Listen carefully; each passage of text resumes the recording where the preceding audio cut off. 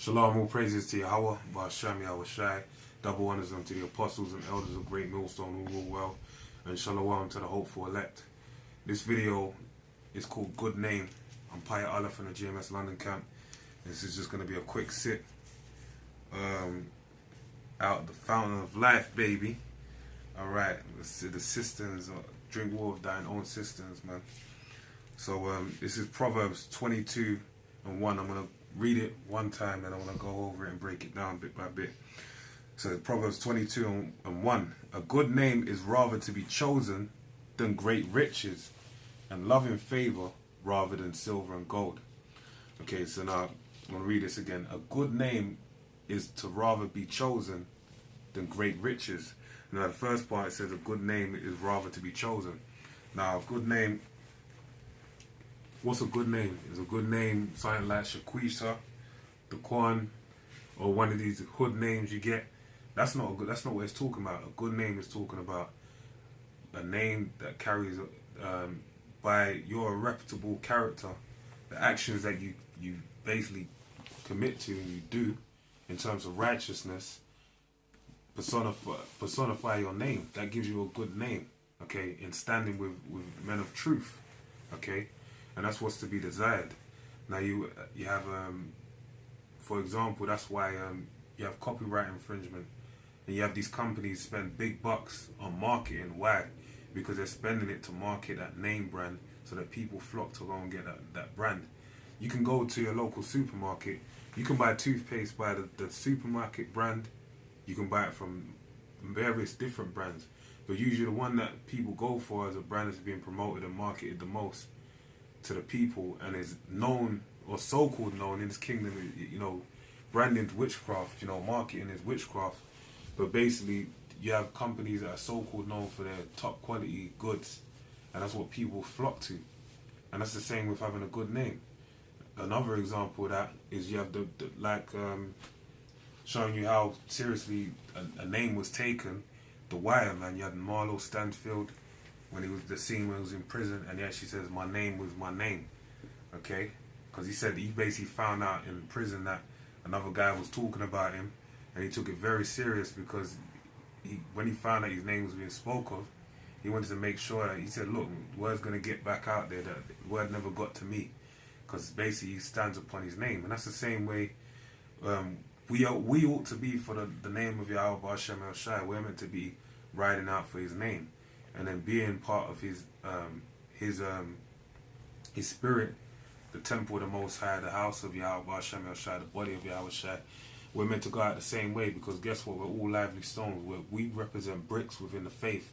Lord willing, if you believe you're of the elect, you represent a brick, and your name, the names that are written upon the walls of that are going to be written upon the walls of Jerusalem, is going to be the names of the elect.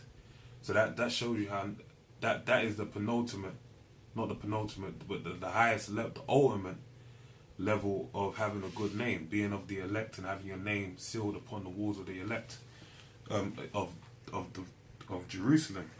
Okay, and it says rather to be chosen than great riches.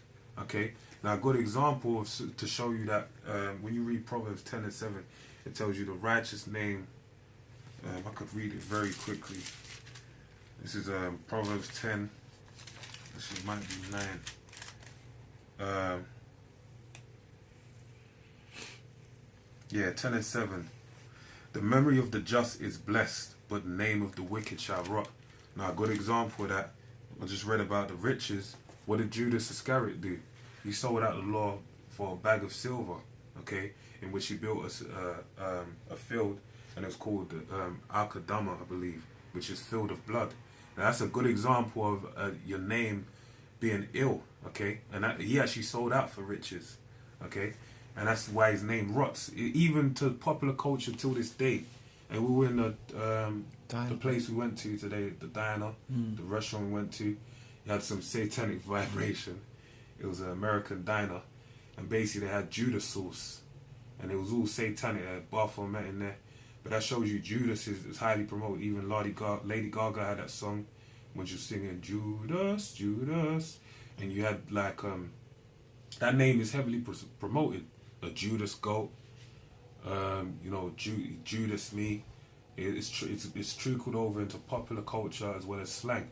And that's how the name of the wicked shall rot. Why is that name so highly? And that name Judas is a Greek version of the name Judah, showing you the dichotomy of the name. That the name Judah is a head tribe, and that's the tribe that Yahushua came out of. But lo and behold, the Greek version, the Hellenized version of the name, being Judas, is rotten basically because of the actions that he done, and they're echoing for time. And that really goes into, for us, that goes into Daniel's 12 about some shall wake up to shame and everlasting content. If you have a good name, you're gonna wake up very happy and pleased in the kingdom. Whereas if you have a bad name, what you're gonna do, you're gonna wake up with shame and contempt. All right. So reading on, and it says, love in favor rather than silver and gold, and love in favor. And even when you have a good name, your reputation speaks of you. So the Heavenly Father, knowing you, man, it said, cast your bread upon the waters and it shall come back to you after many days. The Lord, if you do the right thing, the Lord's going to take care of you. Matthew 5, or is it 6, I believe, about all the hairs on your head are numbered, man. So don't you think the Lord will take care of you? The birds of the field, they eat every day. So it's about having faith, and the Heavenly Father will hold you down. But that's why you got over. It says, what should a man give him in exchange for his own soul? Okay, basically our wealth is in his holy scriptures, and to establish a good name upon his earth by keeping to the deeds, doing everything we need to do, paying our tithes, giving an offering, doing a righteous deed, keeping the law, statutes, and commandments, going out to the camp once a week, linking up with the brothers once a week, doing 3 videos a minimum, all right, and being in the spirit always, man, living by the word. Okay, when the cameras are off and you ain't in front of the camera, you doing the right thing. And that goes for all of us, man. I say these words, and more through the strength and power of Yahweh Shai supping with me. I learned that you learn a lot from things you don't understand, but you come to understand through what experiences. A righteous man falleth 7 times, but he getteth up. Alright? But that's the Lord supping with you, the chastisement of the Lord. And that's how you obtain what? A good name. So with that, man, I pray you edified. Shalom. Shalom.